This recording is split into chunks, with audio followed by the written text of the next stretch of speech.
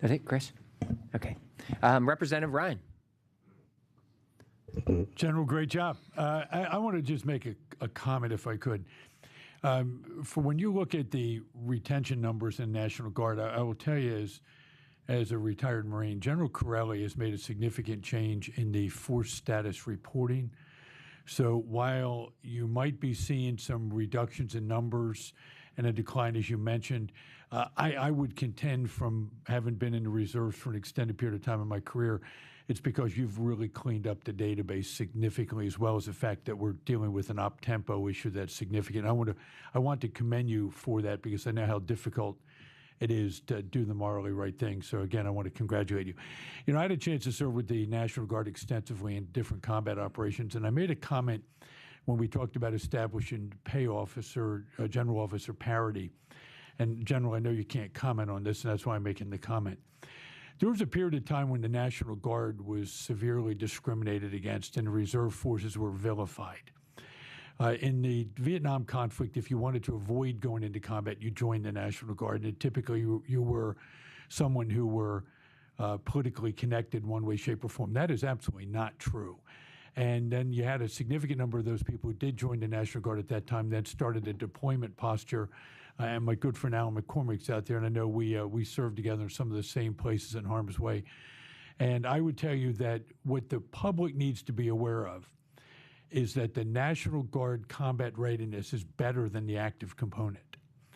You've got more people with combat experience in the National Guard and the Reserve Forces today than you do in the active component. When I was the branch head at Manpower Reserve Affairs at Headquarters Marine Corps, we turned the Marine Corps over once every 3 years. That means people who are in the Marine Corps today probably have not served in a combat zone. National Guard, pretty much everyone has. My son Matt is being deployed now.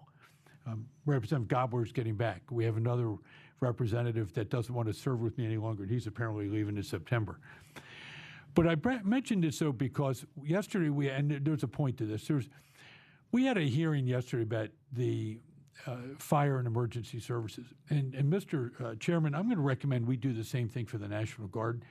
The op-tempo under the Abrams Doctrine is such that this nation cannot deploy without a significant influx of National Guardsmen and reservists. And I'm seeing, Sean Harris and I had the distinct pleasure of serving at the White House for a veterans event recently with President Trump. And we're seeing it nationwide, where the blowback now from employers about people who are in the National Guard is severe. I actually had someone call me up for a reference and say, if the person's got short hair, can I presume that they're in the military?